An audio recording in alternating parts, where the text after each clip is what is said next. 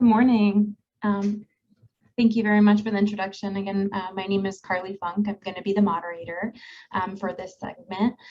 So I just wanted to start really quickly by highlighting what GW is currently doing with our peer process, with our peers, and linking individuals identified as having a substance use disorder to treatment, and then kind of open up the panel for discussion. So currently, among many hospitals throughout the district, I understand this is the current practice, but the way GW is currently identifying patients and linking them to care is starting in the emergency department. The triage nurse and the providers are going through and assessing use history and utilizing a validated tool to identify patients who are currently using substances. And then that would prompt a referral for peers within our hospital who come in and further evaluate and do the SBIRT model and linking them to treatment once they while they're in the hospital, if they're admitted, and then once they leave, and linking them to services as well. And then we've recently been partnering with PIW. Larry Gordine is helping us to kind of expand the process with our peers, creating more access throughout the hospital with other service departments, and really engaging the providers at GW as well in those referrals. So with that being said, I'd like to start opening it up to our panelists. So Dr. Schott, what are you currently doing at Children's, and how did you, what kind of got you to where you are now in the work that you're doing? So I work at Children's National, and I work in the emergency department as a psychiatrist here. So I do a lot of triage work, and my previous job, I was in Denver, kind of doing the same thing with the adult population, and it was required that we had a Suboxone license because we would often do Suboxone injections in the ER. So when I came to Children's National, I was one of the few providers who actually had this license. And so when they were looking to form, when DC Hospital Association was looking to form an opioid response work group and looking for volunteers from each hospital, I was a natural choice because I was the only one who actually had any type of formal addictions training. And so now I'm one of the co-chairs of that task force. Even though it's not necessarily my mainstay, I've become a huge advocate for opioid use in the district, for especially in regards to, or anti-use, I guess, and especially in regards to kids and adolescents. Thank you so much. Dr. Gordon, can you go ahead and explain similarly what got you into this work, and what are you currently doing? Well, I've been at MedStar National Rehabilitation Hospital for the last 30 years, since 1989, and I started just as a rehab psychologist, and fell into a position of facilitating a relapse prevention group for persons with traumatic brain injury, spinal cord injuries, strokes, who had either as the etiology of their stroke and brain injury, substance abuse issues, or just happen to have that as a comorbid condition. I said I fell into it because the previous neuropsychologists who were operating it, left the hospital, and I guess I was selected primarily based on how I got here from, if you will, some personal experiences. Growing up in the South Bronx in Harlem, back in the 60s and 70s, heroin was big on the streets, and I unfortunately or fortunately learned it firsthand, not by use, but or maybe I should say secondhand, since so many of my peers and those who I was exposed to, were involved in that activity. And I guess I should say directly, I also suffered a pretty bad leg injury as a result of a knife attack by a couple of drug addicts in Harlem, and sort of so it certainly was near and dear to my heart, not only because peers and friends and family who had been involved in it, but also as a direct victim, if you will, secondhand victim of the opioid crisis, the heroin crisis of the 60s, and that continued obviously through the 70s, and of course expanded to crack cocaine into the 80s and 90s, and so it sort of kind of fell into my lap. And because it's an inner city program, it's largely populated by African Americans, so it also allowed me to sort of make some connections. And so I've been actually facilitating the group for over 20 years and continue to do so. Thank you so much. And then Dr. Sandbrink, if you could also give a little bit of your background as well, please. Yeah, so I'm a neurologist and pain physician, and I lead the pain program at the Washington, D.C. VA Medical Center. And then I'm also the executive director for pain management and opioid safety in the VA system. And I'm, obviously pain management and opioid safety are intrinsically connected. And when the VA initiated and expanded nationwide its opioid safety initiative in 2013, they did this because we realized in the VA system that veterans had nearly twice the rate of accidental poisoning, of overdoses, than comparable adults in the US population. And even at this time, the most recent data that we have from 2016 shows that the mortality rate for opioid overdoses is about 1.5 times greater in veterans than the non-veteran population and VHA veterans. And that's very similar to the suicide rate, which is about 1.5 times greater.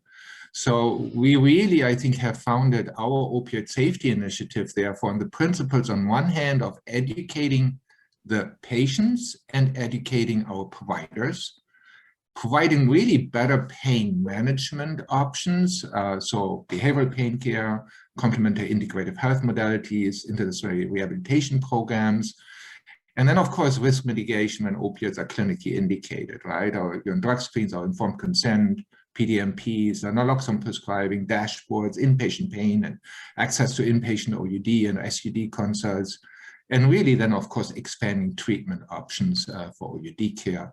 And taking it out of the, we're obviously keeping it in the SUD and the specialty SUD setting, but also making it available, as we heard earlier already from the chat, in the emergency room, making it available, in primary care settings, in our pain clinics and general mental health clinics, really wherever the veteran, wherever our patients are, rather than trying to make referrals to specialty providers for SUD. Thank you so much. That moves us to our first question. What's the biggest gap that you see in substance use resources or services for the population that you serve? And that, if I can kick it to you, Dr. Gordon, to start. Well, I would probably say it's probably lack of or limited or lack of accommodations for folks who have physical and cognitive impairments. That extends to physical access and it's improved, fortunately, with ADA. They've sort of gotten better over the last several years. But making sure that there are ramps that are available for folks that need a wheelchair, ADA accessible bathrooms, and for inpatient programs. Make sure that there are rolling showers for those who might need it. Those individuals have cognitive impairments from brain injury and stroke. Also, will have some emotional reactivity that may not be present in individuals without any acquired brain injury. And we would probably say that a lot of the individuals who end up with traumatic brain injuries are individuals who may have had some premorbid psychiatric conditions such as bipolar or ADHD. So brain injury doesn't necessarily always cure that condition. So those same kind of bipolar emotional issues may still present themselves. And I think it's important for the programs that serve these persons to at least be sensitive to those sequelae, as well as making sure that these individuals have the proper medical care, especially if someone has a spinal cord injury, that there's accommodations made for them having to do bowel management and special nursing care needs. And previous discussion, the previous session talked about housing, making sure that there's some accommodations made for progressive housing for these individuals as well, that have that attend to their physical limitations, their cognitive limitations, but also their social limitations, because they may not be able to move around or be as facile as they were before. They may be more vulnerable to their former coats, what patients often call the so-called family and friends. I mean, so-called friends who will sort of say that they're going to help you because you're in a wheelchair, and somehow then use that to sort of address their own needs, or at least satisfy their own needs for drugs. And of course, put that individual at risk for relapse. And of course, helping the families who also have to support these individuals. And some of these families have been through a lot with these patients before they suffer their stroke, brain injury, or other disability. So they may have some legitimate trust concerns. And sometimes that results in some significant tensions between the caregivers and the patient, and helping, having those kind of resources to help the family supervise, manage, and assist with things like Social Security payments and disability income that these individuals didn't have before. But this is a ready source of income that can sometimes be used for drug use and trigger relapse. Thank you. Dr. Sandbrink, if you could go ahead and weigh in as well. Yeah, so I think one of the biggest gap that I see is a fragmentation in pain care. I mean, as Dr. Gordon pointed out, right, we really have to understand the patient, we have to understand their story, and really the factors that come in and into that person's life as they come and see us. But we have this fragmented care often where the pain provider or the pain clinic is treating the patient on one hand, then there's a mental health provider or mental health, and maybe even a separate SUD program. But what we really have to do is that we realize that all of these conditions in many ways overlap, right? If you have a veteran who has TBI, traumatic brain injury, has associated post-traumatic stress or even PTSD as a diagnosis, right? And then has pain conditions, we have to treat this, as an integrated fashion. We have to take those concerns into account. And I think one of the biggest gap that I see in this perspective is that on one hand, as patients are possibly identified as having a risk for opioid use disorder, why they are on opioid pain medication, that maybe their opioid pain medication, their opioid therapy gets tapered or gets even abruptly discontinued. When in fact they really need to be transitioned into treatment for the condition, which is evidence-based and which is clearly effective in regard to opioid use disorder. But we know very clearly that patients who have been on long-term opioid therapy, who had their medication tapered inappropriately fast, that will lead to an increase of illicit drug use. It will lead to increased emergency visits and opioid-related hospitalizations. There will be more likely mental health crises and overdose events as a consequence, and even deaths from suicide and overdose has been described. And the longer the patient has been on long-term opioid therapy, the more likely this is, the higher the risk is. And therefore, when we published our VA DoD clinical practice guideline in 2017 already, we emphasized on the attention on the patient, right? To make decisions with individual considerations, individualizing as to the needs. If you make adjustments to your opioid medication, even if you don't have concern about opioid use disorder, that you go very slowly. And an estimated 10% per month was put out as a guidance in 2017 already, and that more or less has been similarly adopted by the Department of Health and Human Services in their tapering guidance. But overall, what we are trying to do now is integrate access to opioid use disorder into all of our pain clinics, so that within the pain clinic itself, we can assess and we can provide treatment for opioid use disorder.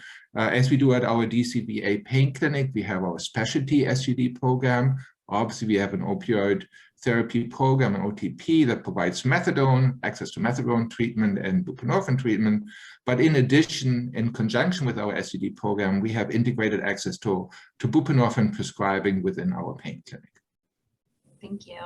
Yeah, I think that piece of integrating care and really having that collateral building and integration amongst providers and engaging the patient at the forefront is really a big thing missing in healthcare currently, really partnering with the patient. Thank you for sharing that. Dr. Schott, how about in regards to children and adolescents? What would you identify as some of the biggest gaps?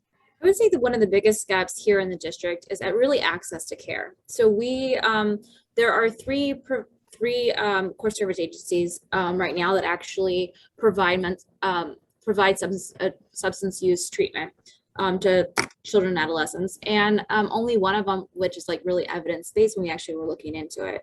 None of them will do MAT treatment, so no medication-assisted treatment at all. In the provider, in the community, there's only one provider I know of that will actually do MAT treatment. And they just started here in the district about 6 months ago, and they work with me now. And so we really don't have anyone to refer. So I can do Suboxone inductions like I did in the ER. And I know how to do that, but what am I going to do with that? I now have a kid who's on Suboxone, and no, they can't actually get treatment. And so that becomes like a huge barrier for care. What really kind of sad was like last week, we had a 15-year-old come into our ER who is using opioids on a daily basis. We think using fentanyl, we're not 100% sure. His mother is also an opioid addict and is struggling. And he was no longer withdrawing. And so we're like, okay, it's time to go. You can't actually stay here. And mom was furious. She refused to pick up the kid, thinking magically we would have like a rehab resource because she's afraid her son is going to die on the streets. And unfortunately, like it was a huge battle for her to pick him up. And then it took her 3 days later to pick this child up. And it's kind of awful for that kid and for that family because we literally had nothing we could provide that child. Like even we were able to do in-home, not in-home, we were able to do it in-house in the hospital house consultation for one of the programs, but that they only did it because they were trying to be nice to us. That's not even something they normally do. And they couldn't start right away. And so like now we're sending this child back onto the streets where he will likely probably eventually overdose. I hope not die. But he will like relapse and he will use again. In fact, like he was seen in our clinic on Monday with the only MAT provider that I was talking about. And yes, he used over the weekend. And so like, how are we going to litigate this? How are we going to actually provide access to kids? It can't just be me and like this other provider really being able to do these services to help that. And so that's where I think the biggest problem really lies. Absolutely. Thank you. The next question in the panel discussion is an example of one thing that you've seen that's been successful in addressing or preventing substance use among the population you serve. So kind of interesting segue after really, listening to the real barriers that are currently exist. But focusing on a success, if Dr. Sandberg, if you could go ahead and start. Yeah, so I actually like to make a couple of suggestions of what we've done or give you examples in that regard. On one hand, I want to say that for patients who are already on opioid medication, so in our pain clinic, in our opioid safety clinic, that we use this microdosing of buprenorphine. So rather than waiting that the patient is in withdrawals, that we do a transition with very low doses of buprenorphine, and then gradually increase that. And then once the patient is on the buprenorphine Suboxone, then we can discontinue the full mu agonist. So this is something that has become much more acceptable to our patients who are already on opioid pain medication, where we see the need to switch them over due to mental health concerns, especially SUD, OUD concerns related to the prescription drugs. Another thing that I would like to point out is our naloxone initiative. Obviously, naloxone is hugely important to mitigate the risk and as a rescue medication. So in the VA system, we have now dispensed naloxone to more than 300,000 veterans. And we've had actually 2,600 reported overdose reversals just in our veteran population alone that we've documented as of the summer of last year. And the VA actually received an award for the John Eisenberg Award, the National Innovation Award from the Patient Safety and Quality Award for the Rapid Naloxone Initiative. We place the naloxone now into our police cars. We have them in our AD cabinets, in our entry hallways as well. So really, the naloxone distribution truly saves lives.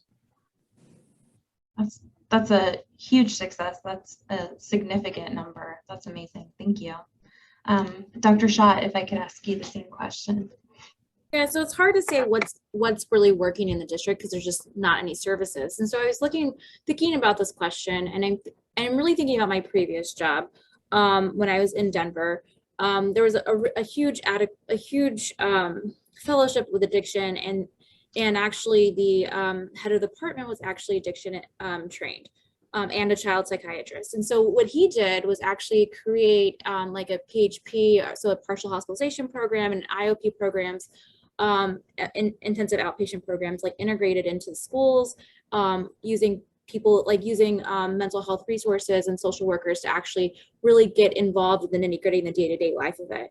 And I really I hardly ever saw a child that was like not in these, that was addicted to opiates or addicted to other substances that wasn't in this program, and relatively doing so really well. Like one of the actual cool benefits about this program in particular was everyone wanted one of the social workers because he was actually a NFL star. So like all the kids were like, yeah, this is cool. And so they really had this like affinity towards them, and actually really engaging in the school system and engaging early on and making it more about a community thing instead of like a punishment thing, I think is one way that we can actually really integrate it and actually have a success program that might actually do some good before they're getting into full use substance use disorders.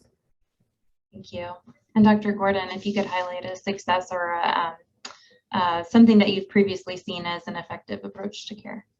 Well, of course, since I'm sort of running a relapse prevention group, I probably have to say that peer education and support has been the thing that I found has been very helpful.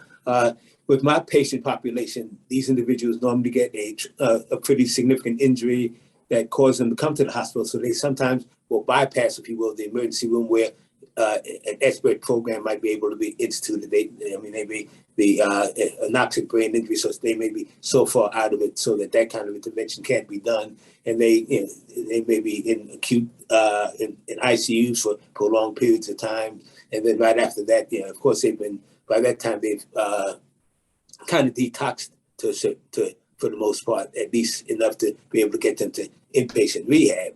So they haven't had the benefits of those programs that introduce Suboxone, but the beauty of them, we will start with them as inpatients with these veterans, if you will, who have gone through an inpatient program and are now outpatients group. So we'll get them started while they're inpatients and sort of get them introduced and have these individuals who are peers who have been through what they've been through, not only on the streets in terms of drug use, but also through the hospital period.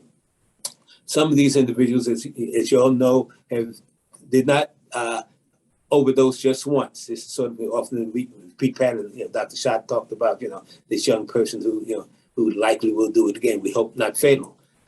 So we have some individuals who've been through several inpatient rehab programs, outpatient rehab programs, AAs, NAs, and the like. So they can also sort of share information on. Some of them have real good knowledge, of course, before Suboxone, and we had, of course, the methadone, and how methadone either was a failure or a success.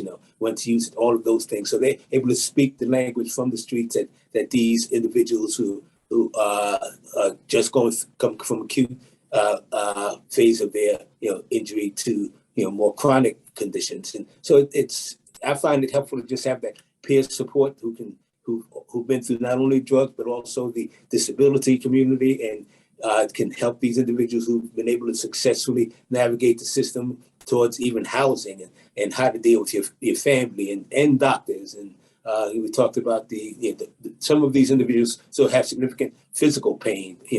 Some of these individuals not only suffer brain injuries, spinal cord injuries, sometimes will have fractured femurs, for instance, for which narcotic pain medication be prescribed, and so how to help those individuals who are just coming through sort of navigate the system.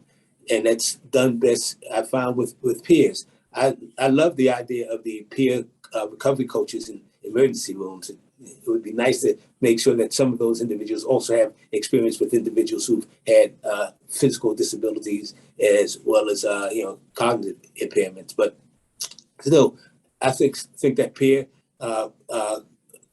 obviously with professional backup to make sure that they're giving them the right type of information, most updated information, and giving them someone to hand off to should their condition need more professional intervention for mental health or other medical concerns. But yeah, I would probably, again, pitch the whole idea of peer support and education as a big driving point, at least for the population that I work with. Thank you. And then next question, how can other non-specialty providers and organizations support the population that each of you serve with substance use concerns? And this question goes first to Dr. Schott. I think first and foremost, people should not be afraid. Afraid of treating substance use, afraid of children, whatever it might be that's outside of your specialty. And I say that because like a lot of the adult psychiatrists or adult people that are prescribing MAT treatment are afraid to touch kids, but like in reality, we're allowed to treat up starting at 16. And so like, and there's no really changes in how you actually treat it. So I wouldn't, if you're not used to it, I think it's okay, just understand minor consent laws and vice versa. For all the people that I mainly work with who are afraid to even touch addiction at all, they don't ask the questions. And then partly because they don't know what it is, how they're treated, where we can refer. And so they just kind of avoid it completely. Is actually gain some knowledge with this.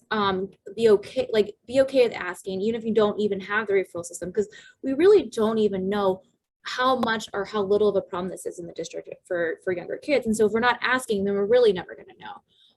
And then once we get there, like be okay to like starting to like learn how to get a Suboxone, an X-Wave or a Suboxone license, because now that there's no longer those training requirements, it's much easier to obtain. And so that way we can actually increase the dearth of providers that are actually working with us in the district and maybe having more options for kids in general. And then also goes forth with like how to even treat withdrawal symptoms and like what we're actually looking for, because like when we have these kids coming to our ER, I have to retrain everyone about like what is an opioid withdrawal or the COWS, the opioid withdrawal protocol for it. What is this? What is that? And not even having that access to knowledge and knowing how to treat it can be very detrimental, especially if they don't even know what they're looking for.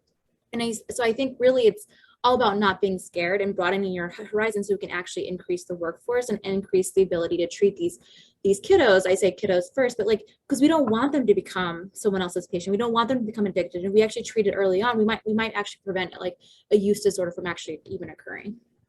Absolutely. Thank you. Dr. Gordon, what about your thoughts? And I would probably sort of advocate for the consultation and collaboration. Dr. Hendrick mentioned earlier about being able to sort of work in a kind of more collaborative sort of team setting. Rehab medicine is, physical medicine, rehabilitation is about interdisciplinary teams anyway, but I think it's important for those who are maybe outside of rehab to also consult with physical and neurological rehab specialists. And I'm not just talking about the physicians and the psychologists, neuropsychologists, but the physical therapists, the occupational therapists, the speech and language pathologists, social workers, and our recreational therapy.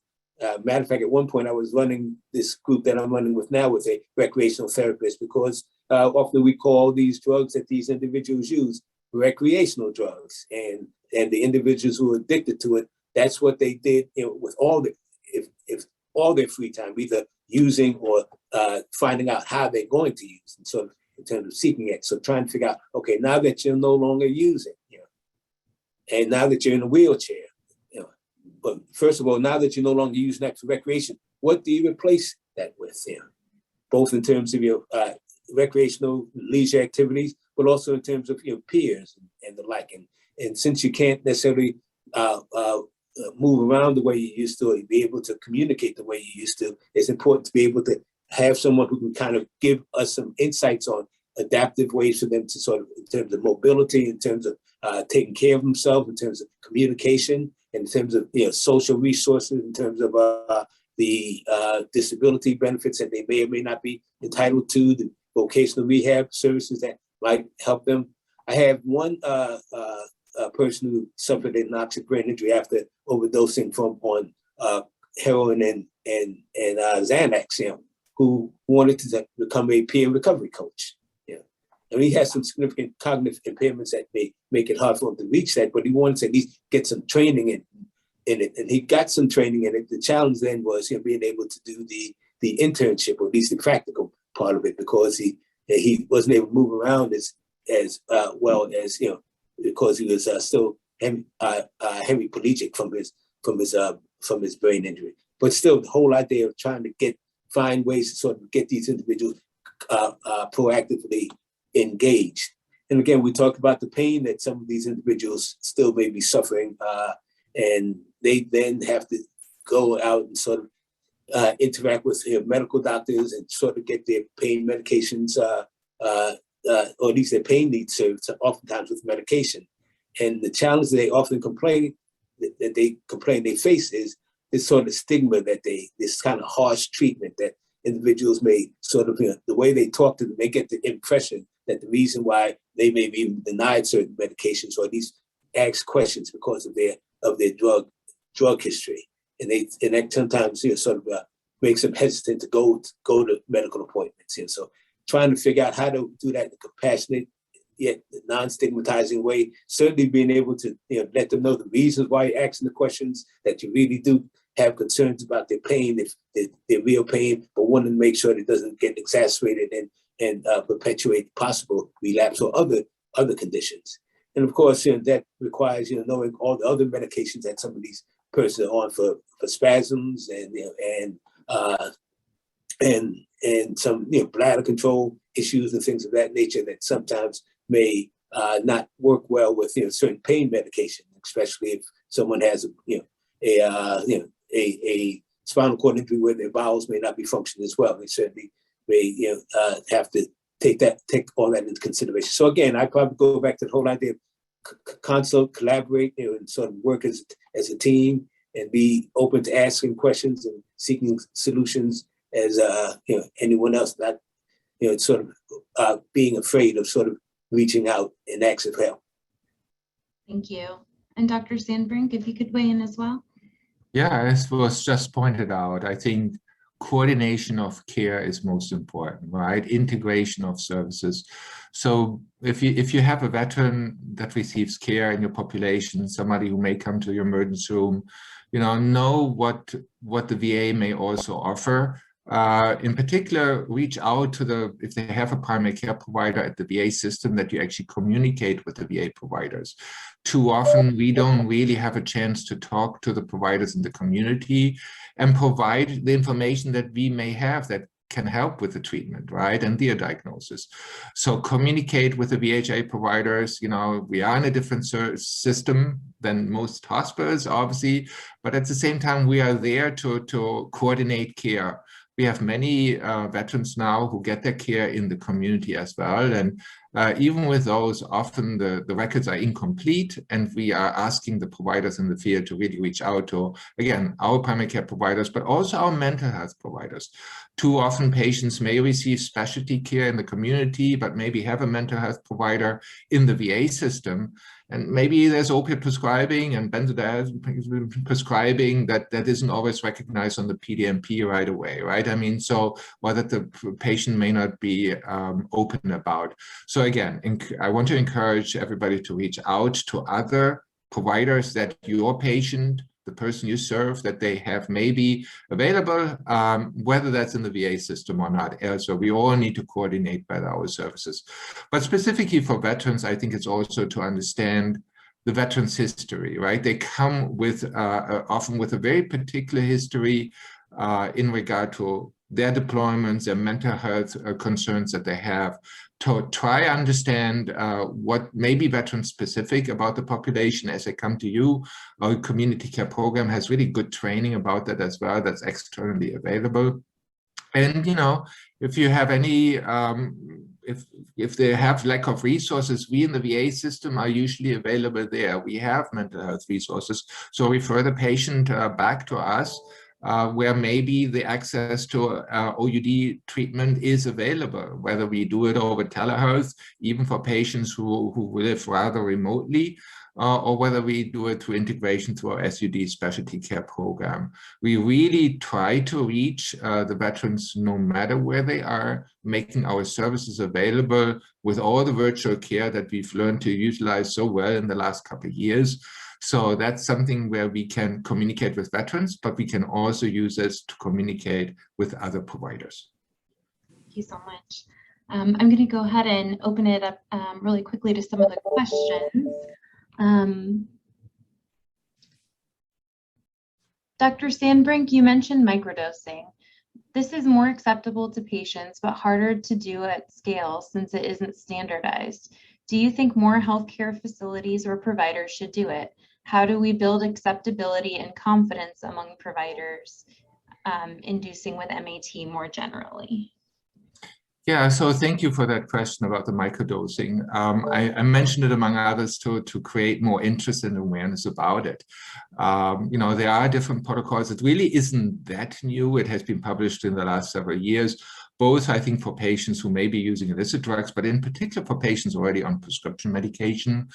There are sometimes challenges obviously in the system, you know, trying to get smaller dosed medication such as Suboxone rather than having to, you know, break the tablets into halves and quarters. You know, it is not that easy necessarily to start with the low dosage. There are protocols where you can start with a buprenorphine TDS, a patch in the beginning, and then gradually switch over to the buprenorphine tablets. And there are other regimens, other ways of how to do it. But I think it's important that we gain more experience with it. We have many, many VA facilities who do it now.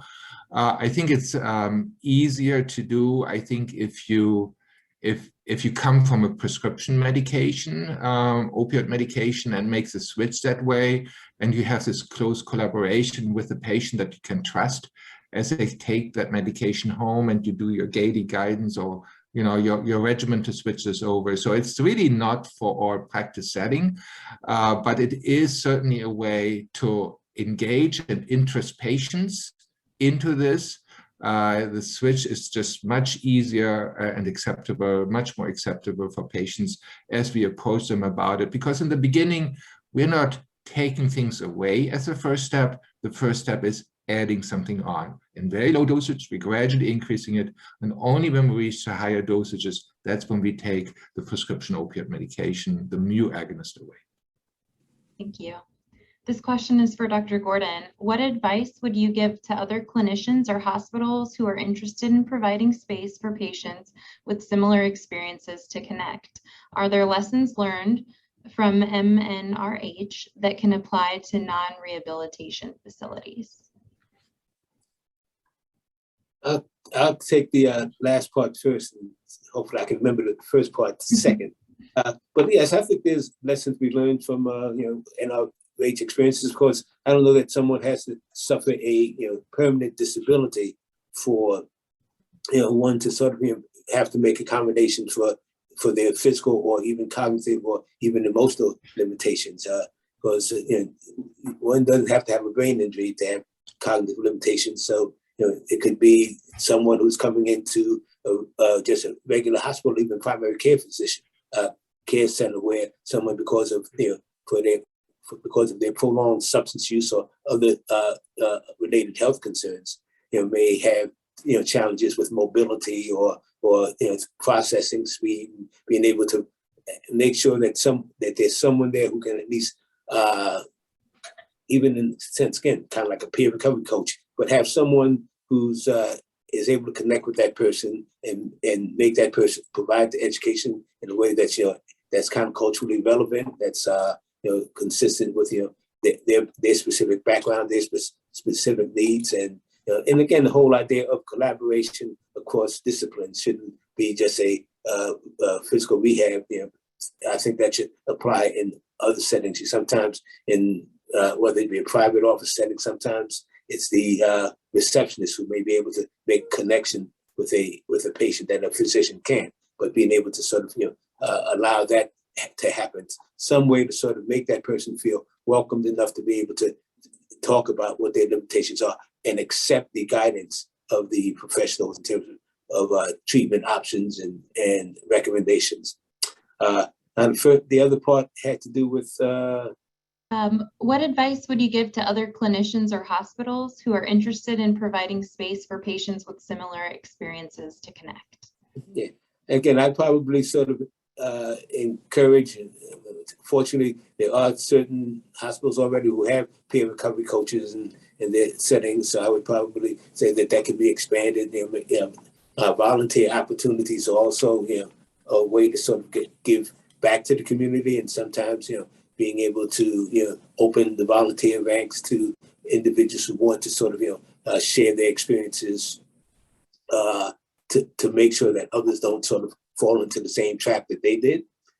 So in addition to sort of the volunteers who go around sort of passing out library books. It could be some individuals who go around providing, passing out substance abuse material, for instance, and programs and information that may be available in the community, so that when they leave the hospital, they can be successful as well. Thank you. And Dr. Shaw, a question for you. First is a comment. Great point about how people always talk about prevention for youth populations, but leave out treatment. Treatment is part of the prevention of challenges down the road. How do we reframe that conversation? Yeah, that's a tricky question. And I think part of it really stems initially from how we treat mental health and substance use as a whole. And I'm putting that underneath the umbrella because we kind of think of that like that. I think part of it is you have to figure out how to get people to be engaged and buy in and think that this is a worthy thing. Like our hospital, if we ever heard that hey, we have a kid in our ER, like we were just telling you the story, here for 2 or 3 days because we don't have a service for them.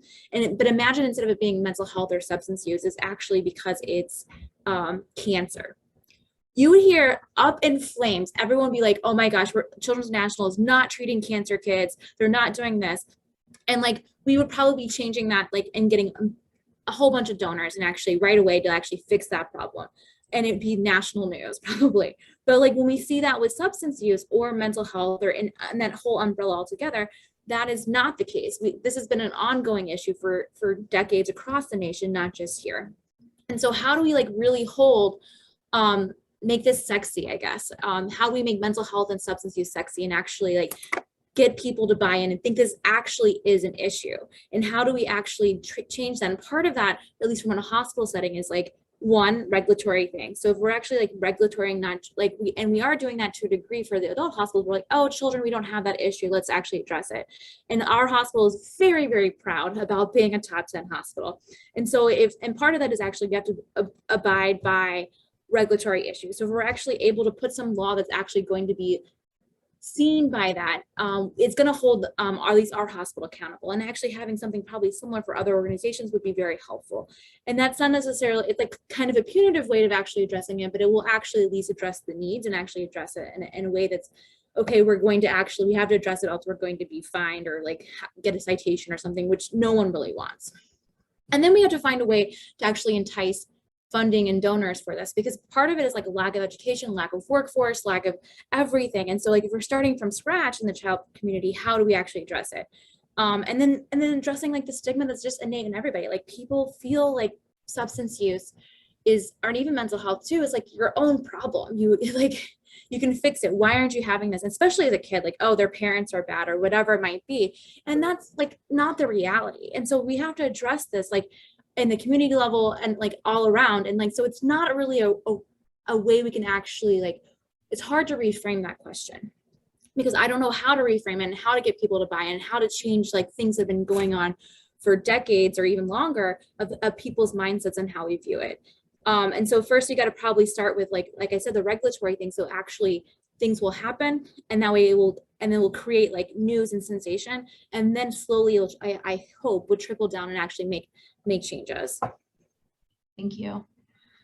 This is a question to all of the panelists. How can we as a society develop and/or create more family and patient treatment centers that focus on family trauma-informed care to save the children after COVID-19 and co-occurring disorders that center around hope for the opioid crisis?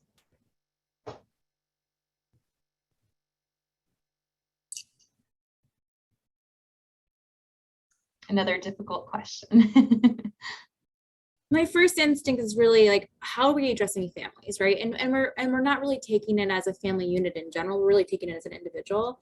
And I think that might be one of our first steps and first answers is actually addressing it as a family unit, because there's societal trauma, there's familial trauma, there's a whole bunch of different traumas. And so I think if we just look at the individual, we're not really doing full justice for the trauma stuff. And I think that's one step, but I'm not sure exactly how to do that, but I think that'd be one step to doing it. One thought I had was media campaign, whether there's some way to sort of, develop a media campaign that sort of is able to put out that message that it's a family systems issue and the community systems issue, that it affects all of us. And in some ways, I'm thinking about with kids and children, these youth that getting addicted. And that certainly wasn't strange to me as a kid. There were folks even in as young as junior high school back in the 60s and 70s who was at least sniffing heroin, and somehow no one paid attention to it. Somehow we turned our back on it, and sort of then affected all of us. And I won't say that what happened to the South Bronx back in the 60s and 70s was a result of that neglect, but was probably a contributing factor. So maybe had we taken up a more media campaign about how this affects all of us, then maybe we'd have a more robust treatment, and maybe hopefully destigmatize it because it affects us all.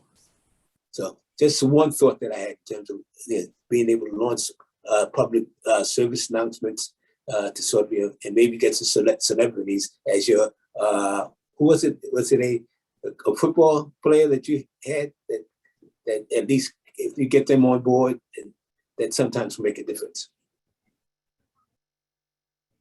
Yeah, please go ahead. Yeah, so on the VA side, we are obviously directly and restricted in regard to regulatorily restricted to treat veterans, right?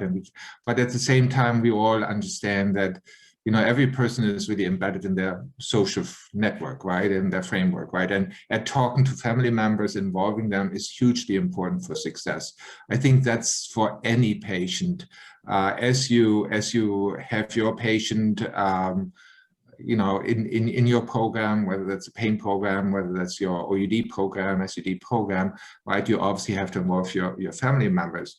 But we have to be advocates really for the support and the structure, whether they come from CMS somehow or HHS support, but the regulatory, the legislative support has to be there to provide more comprehensive access to treatment programs that include the family members as well. As was pointed out, I mean, caregivers are so important for our success. They are our partners to help that person that we serve, and with that we serve the community. Absolutely. I would say as a nurse working in healthcare, I see a lot of times just other colleagues or peers who, nurses are known to want to help, healthcare professionals are known to want to help and to be care professionals. But I think a lot of times within different healthcare communities, we forget about the stigma that we contribute to. And I think we forget about our platform too, that we all have within the work that we're doing. So I always encourage anyone who's willing to listen to kind of get involved as well and talk about the impact and how this touches everyone in some capacity, whether personally or from family or something, family or friends, and how addiction and mental health, they don't discriminate, and how it really is important for all of us to get involved. So I think, everyone on this panel today has already been championing a lot of really great work, and that's that kind of slow movement towards getting more individuals involved and really understanding and breaking down the stigma as well. Did anyone have any final thoughts or anything that they wanted to kind of highlight before we close?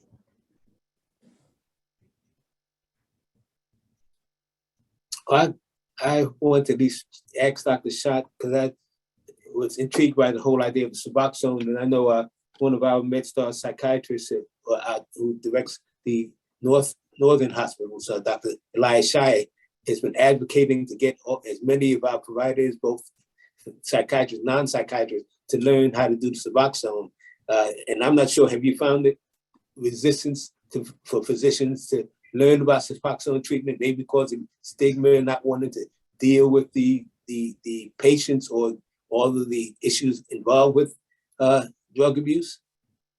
That's a little bit harder to say in the pediatric population. I feel like most of the physicians that I encounter don't want to be involved in it. It's like, oh, I'm not going to use it, or like, where am I going to refer to? And so like, so a lot of like there are technically 3 or 4 psychiatrists in our department that are Suboxone licensed, But if we aren't able to utilize it in the city, or can't use it in our practice, it kind of makes it really time limited.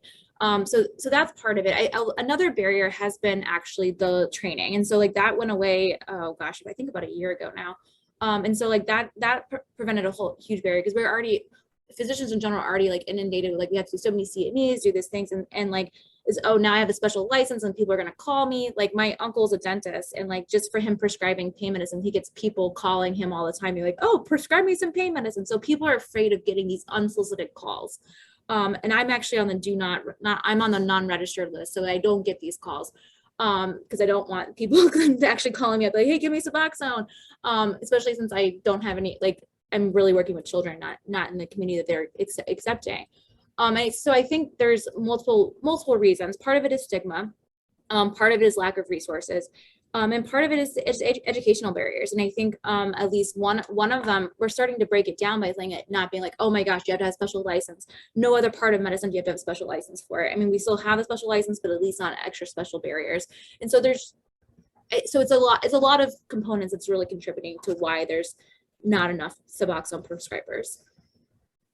Yeah, so maybe I can just very briefly make 2 points. One is, enlist resources to help you, whether that's pharmacists, as in our system frequently, or social workers or nurses, right? But others that can help you to take care of the patients who have opioid use disorder concerns.